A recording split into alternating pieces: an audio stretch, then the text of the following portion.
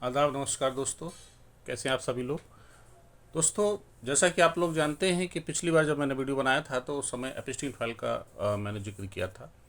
और ये एपिस्टीन फाइल का जो मैटर है वो इतना ज़्यादा बढ़ गया है वैश्विक स्तर पर कि आज हम जानते हैं कि ये एक युद्ध तक पहुंच गया है।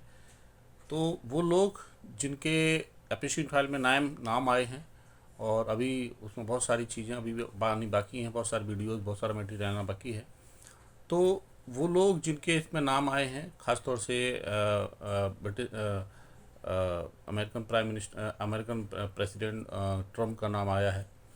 दोस्तों, ये जो नाम आए हैं, इन लोगों ने अपने नामों को छुपाने के लिए या यूँ कहें कि उस मुद्दे से नाम अपना माइंड डाइवर्ट करने के लिए आज ये एक सीनेटर ने कांग्रेस में बोला भी है कि ट्रम्प एप्स्टीन फाइल के मुद्दे से ध्यान हटाने के लिए इस तरह का कुछ कर रहे हैं, ये ईरान का युद्ध।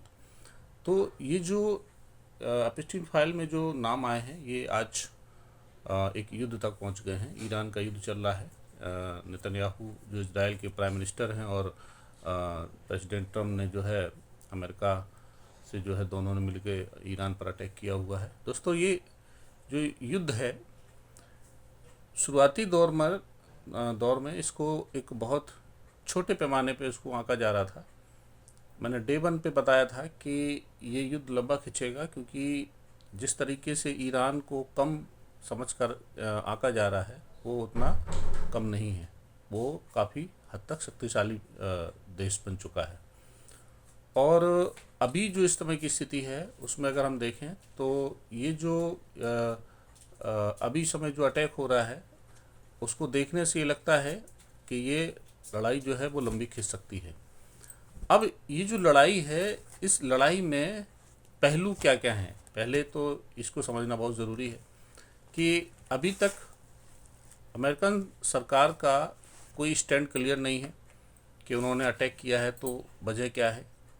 उनके स्टेटमेंट लगातार बदल रहे हैं और जो ईरान है वो पूरी तरीके से तैयार बैठा हुआ है। उसकी तैयारी बहुत पहले से, वो बहुत पहले से 1980 से जानता था कभी ना कभी उस पर अटैक होगा। प्रतिबंधों के दौरान भी उसने अपने आप को जो है इस लायक बनाया और अपनी टेक्निक पर विशेष जोर दिया और आज वो एक सुपर पावर की तरह युद्ध लड़ रहा है। आप एक चीज़ देखिएगा कि किस तरीके से दो जो महाशक्ति जो जिन्हें कहा जाता है सिर्फ वो नहीं, बल्कि उसने अपने पहले पड़ोसी राज्यों में, अपने देशों में जो अरब कंट्रीज हैं उनमें जो अमेरिकन बेस थे उनको टारगेट किया। ये जो टारगेट था ये बड़ा कैलकुलेटिव मूव था ईरान का, जिस पर कि बहुत सारे विश्लेषकों ने उसको गलत ठहराया। मैंने फर्स्ट डे बोला था कि ये सही है, वो पूरी स्ट्रेटजी के हिसाब से, और अब वो बिल्कुल सही भी हो रहा है, साबित हो रहा है। उसने पूरी स्ट्रेटजी के साथ सारे एयरबेस ख़त्म किए, आर्मी बेस ख़त्म की अमेरिका के। और आज स्थिति ये है कि अमेरिका के पास अपने जेट्स उड़ाने के लिए एयरबेस नहीं है। वो सिर्फ अब्राहम लिंकन या जो है इजराइल के पास उनका एक जो है शिप खड़ा है, वहाँ से उड़ान बढ़ रहे हैं। साइप्रस में प्रयास किया था और थोड़ा सा ब्रिटेन ने शुरुआत में साथ भी दिया, लेकिन अब ब्रिटेन साथ नहीं है, ब्रिटेन ने मना कर दिया साथ देने से। स्पेन ने एयरबेस देने से मना कर दिया अपना, और फ्रांस ने भी मना कर दिया, उधर इटली खिलाफ हो गया। और जो तुर्की था, तुर्की ने भी मना कर दिया। आप देखिए कि धीरे धीरे करके इस युद्ध का दायरा बढ़ रहा है और चाइना और रूस जो सतही तौर पर ही सही, लेकिन कहीं ना कहीं बैक से सपोर्ट दे रहे हैं ईरान को। हमारे अभी देश का स्टैंड क्लियर नहीं है, लेकिन फिर भी आप देखिए क्या कि ये जो वैश्विक स्तर पर जो जियो पॉलिटिक्स का जो चेंज चल रहा है, आप देखिए कि ईरान ने पूरा पूरा टारगेट सेट करके रखे हुए हैं और एक एक चीज़ जो उसके निशाना है वो बहुत कैलकुलेटिव जगह पर लग रहा है। यानी कि पहले उसने आर्मी बेस ख़त्म किए, एयर बेस ख़त्म किए, उसके बाद में अब वो टारगेट कर रहा है एम्बसीज़ को, अमेरिकन एम्बसीज़ को। सबसे ज़्यादा अटैक हुए दुबई पे। दुबई पे क्यों अटैक हुए? दुबई पे अटैक होने के पीछे बहुत सारे रीजंस हैं। मैं किसी और वीडियो में सिंगली उसको बताऊंगा आपको। बहुत सारे रीजंस हैं जिसकी वजह से दुबई पे अटैक सबसे ज़्यादा हुए।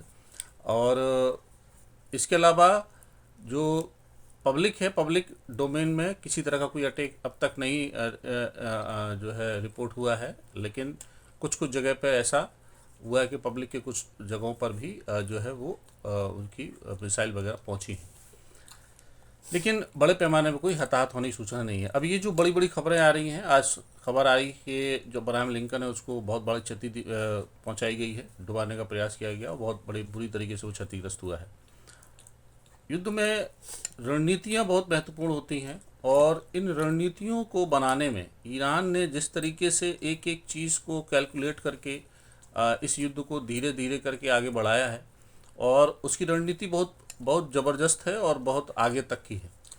अमेरिका बिना किसी रणनीति के, बिना किसी तैयारी के और सिर्फ किसी के कहने पे, नेतन्याहू के कहने पे इस युद्ध में कूद पड़ा है और उसको खामियाजा भी भुगतना पड़ रहा है कि ये जो अमेरिका की जो एक धाक थी पूरे विश्व पे, वो धीरे धीरे करके संभव है कि इसके बाद वो नहीं रहेगी, क्योंकि बड़ी तेज़ी के साथ में जियोपॉलिटिक्स बदलेगी और ईरान ने, क्योंकि इस युद्ध से पूरी दुनिया ही प्रभावित होने वाली है और हो ही रही है और आने वाले टाइम में अगर ये लंबा खिंचता है तो महंगाई बढ़ेगी, बड़े पैमाने पे सभी देशों में महंगाई बढ़ेगी और पेट्रोल के दाम बढ़ेंगे और ऐसे बहुत सारी चीज़ें धीरे धीरे करके सामने आएंगे। तो दुष्परिणाम तो होते ही हैं युद्ध के और आम आदमी उसको भुगतता है, सभी लोग भुगतते हैं। तो इस तरह से जो है चीज़ें आगे बढ़नी है। तो धीरे धीरे इस युद्ध का दायरा बढ़ रहा है। उधर नॉर्थ कोरिया ईरान के साथ आने की बात कर रहा है बार बार और इस तरह से बहुत सारे लोग कूदने का प्रयास कर रहे हैं इसमें, और ये दायरा अगर बढ़ता यूं ही बढ़ता रहेगा तो संभव है कि ये थर्ड वर्ल्ड वार की ओर बढ़ जाए। अब इसमें प्रयास ये होना चाहिए तो विश्व के जो बड़े नेता हैं कि उनको जो है आपसी पक्ष से या फिर यूएन को इसमें जो है दखल देकर इसको युद्ध को ख़त्म करवाना चाहिए, क्योंकि इसके बाद फिर ईरान का तो ये है कि उसका भी नुकसान हो रहा है, ऐसा नहीं है नुकसान हो रहा है बड़े पैमाने पर। 1000 से ज़्यादा शहरों पर वहाँ पर मिसाइल हमले हुए हैं दोनों देशों के द्वारा और अच्छा खासा नुकसान हुआ है, लेकिन उससे कहीं ज़्यादा नुकसान इजराइल का है। हालांकि इजराइल मीडिया ने और अमेरिकन मीडिया ने सभी रिपोर्टर्स को मना कर दिया, सख्त इंस्ट्रक्शन दिए हुए हैं कि वो वीडियो ना बनाएं, शूट ना करें और उनको ना दिखाया जाए और कैजुअलिटीज़ वगैरह ना दिखाई जाएं। ये CNN का जो क्लिप जारी हुआ उससे पता चलता है, इसके अलावा जो वहाँ के रिपोर्टर्स हैं उनसे पता चलता है। लेकिन स्थितियाँ बहुत ज़्यादा भयावह हैं दोस्तों, और ये युद्ध कहाँ जाके रुकेगा नहीं मालूम है। और इससे पहले कि इसका दायरा बहुत बढ़े, यूएन को या देश के दुनिया के दूसरे जिम्मेदार देशों को इसमें अपना हस्तक्षेप करना चाहिए एक, क्योंकि किसी भी समस्या इस अभी तक तो अमेरिका का स्टैंड ही क्लियर नहीं है कि उसने लड़ाई लड़ी क्यों, वो आया क्यों, क्योंकि कभी वो रिजीम चेंज करने की बात करता है, कभी परमाणु संयंत्रों की बात करता है कि परमाणु नहीं बनाने देना। तो ये सुरक्षा अधिकार सबके पास है, दुनिया में सभी लोगों को अपनी सुरक्षा करने का अधिकार है। अगर ईरान परमाणु बम हासिल करना चाहता है और उसको कुछ क्रिएटिव चीज़ों के लिए उसको एटॉमिक एनर्जी चाहिए तो उसको बनाने का अधिकार है, हमारे पास है, सबके पास है, मोस्टली देशों के पास है। तो अगर इस तरह की चीज़ें हो रही हैं दक्षिण पश्चिम एशिया में तो इस पर यूएन को ध्यान देना चाहिए और IAEA को भी ध्यान देना चाहिए कि किस हद तक वो इसको रख सकते हैं।